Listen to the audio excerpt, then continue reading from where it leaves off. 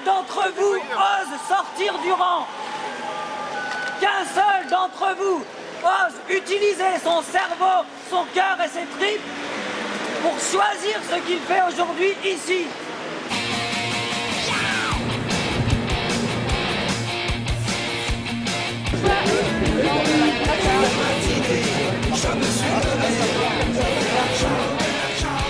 Un homme battu.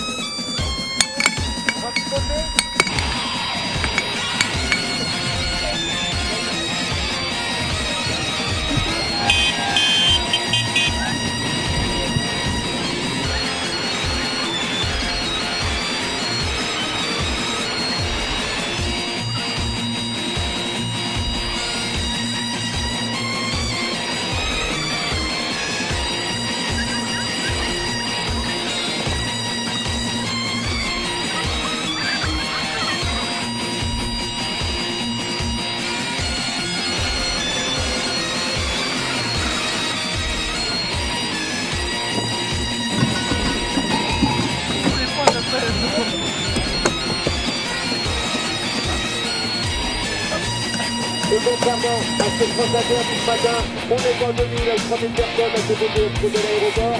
On est plus de 30 000 aujourd'hui. Si je meurs comme un partisan,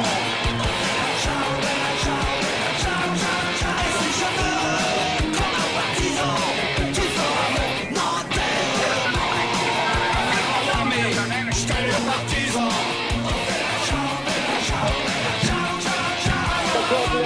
Je t'ai le partisan.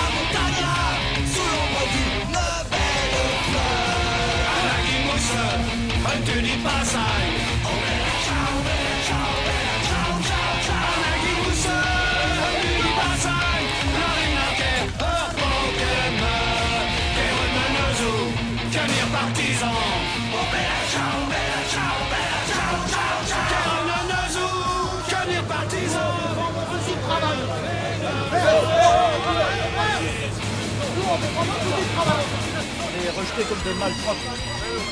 On l'a cultivé cette terre-là. Ma famille est là depuis 1838, monsieur. Hein, vous pouvez peut-être pas en dire autant.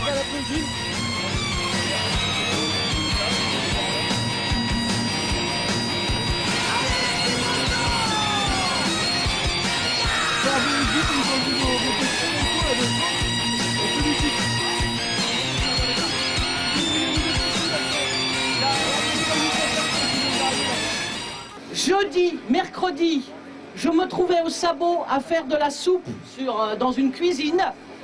Et il y a eu une offensive de CRS entre 18h et 22h, purement gratuite. Quand je dis bien purement gratuite, ils n'avaient absolument pas l'intention de déloger qui que ce soit. Pour le plaisir, ils ont ravagé une tenue maraîchère qui nourrissait quand même depuis 1 an 100 personnes. Hein. On a ramassé exactement 5 cabas.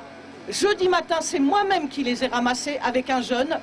5 cabas de grenades lacrymogènes dans ce jardin. Tout ce qui reste de légumes, carottes, navets, radis, tout ça, tout est ravagé. Alors, je trouve que quand on nous parle d'expulsion sans violence, c'est vraiment du foutage de gueule. Et fiche en l'air le travail de jeunes qui, justement, se prennent en charge parce qu'ils n'ont pas d'autre solution dans le système qu'on leur offre, je trouve ça lamentable. Voilà, c'est tout ce que j'ai à dire. Non, mais vite. Moi, c'est comme ça que ça va se passer.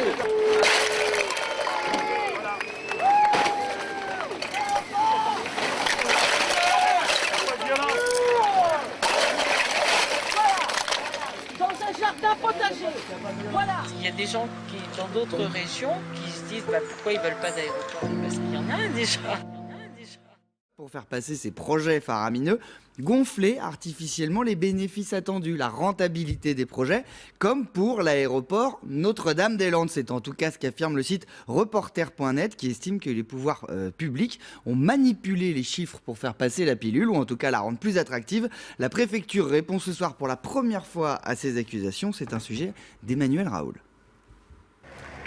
Parmi les projectiles lancés par les opposants à l'aéroport de Notre-Dame-des-Landes, en voici un qui pourrait faire de sérieux dégâts. Selon le site reporter.net, l'État a manipulé des chiffres afin de donner au projet une apparence avantageuse en termes économiques. En 2005-2006, les services de la préfecture sont amenés à estimer le rapport coût-bénéfice de l'aéroport. Ça peut sembler complexe. Le temps économisé par chaque passager grâce à la nouvelle infrastructure se voit attribuer une valeur monétaire. Quand on regarde les documents qui ont servi à déclarer l'utilité publique du projet Notre-Dame-des-Landes, on se rend compte que, alors que la valeur donnée par les instructions du ministère des Transports aurait dû être de l'ordre de 20 € de l'heure, elles ont été, sans aucune explication, portées à 98 €.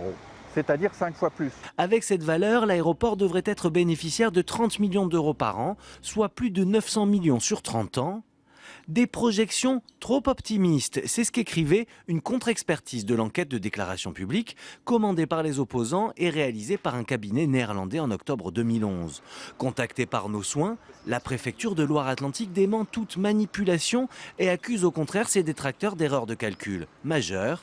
Bref, que ce soit sur le terrain ou dans les débats d'experts, le dialogue de sourds continue autour de Notre-Dame-des-Landes.